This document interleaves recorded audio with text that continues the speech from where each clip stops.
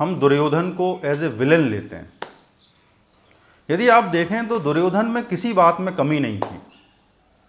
दुर्योधन बहुत ही पावरफुल था, वो भीम से किसी मायने में कम नहीं था। उसके गुरु स्वयं बलराम थे। फिर आप देखो कि दुर्योधन दानी भी था। ऐसी कहानियां हैं कि जब वो राजकुमार बना तो वो लोगों की मदद भी बहुत करता था।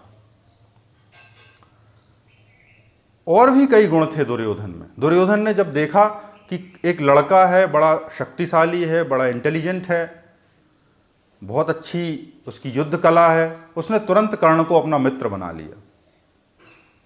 और भी अन्य राजा थे जो दुर्योधन के बहुत अच्छे मित्र थे। आप सोचो कि उसमें ऐसा कौन सा गुण था जो किसी राजा को सफल होने के लिए आवश्यक नहीं होता। उसमें लगभग सारे गुण थे जो एक शक्तिशाली और एक सफल व्यक्ति में होते हैं। इसके बाद भी उसके भीतर दुर्योधन का निर्माण क्यों हुआ, हम उसको एक विलन के रूप में क्यों याद करते हैं? कोई अपने बच्चे का नाम दुर्योधन क्यों नहीं रखना चाहता? क्योंकि उसकी मनोवृत्ति, उसका मन जो उसको गलत चुनाव की ओर ले गया, वही मन उसको दुर्योधन को बनाता है। अकेला टैलेंट होना सफिशिएंट नहीं है। यदि आप अपने टैलेंट अकेले को बोलोगे कि यही सब कुछ है, तो दुर्योधन के पास भी सफिशिएंट टैलेंट था, वो बहुत टैलेंटेड था। लेकिन उसका चुनाव क्या था? उसका चुनाव कृष्ण नहीं थे, उसका चुनाव था कृष्ण की सेना, उसका चुनाव था कुर्सी, उसका चुनाव था महत्वाकांक्षा, उसका चुनाव था अहंकार। वही चुनाव उसको दुर्योधन बना के चला गया। यदि आपका चुनाव भी वही है जो दुर्योधन का चुनाव था, तो आपके भीतर बैठा दुर्योधन अभी बड़ा हो रहा है, फल फूल रहा है।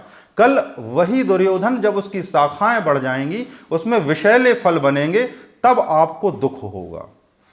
यदि आपके भीतर का दुर्योधन बढ़ रहा है तो अभी संभलने का अवसर है, क्योंकि दुर्योधन के पास भी कभी चुनाव था, चुनाव का अवसर था, जो उसके माता पिता ने नहीं देखा या उसने स्वयं नहीं देखा। शकुनी के रूप में उसके भीतर विष बढ़ता गया। ये चुनाव बहुत महत्वपूर्ण होता है। जब चुनाव का अवसर था तो अर्जुन ने कृष्ण के चरण चुने और दुर्योधन ने क्या चुना? कृष्ण की सेना। तो जो व्यक्ति कृष्ण को चुनेगा वही अंत में विजयी होगा। केवल टैलेंट और शक्ति विजय नहीं दे सकती।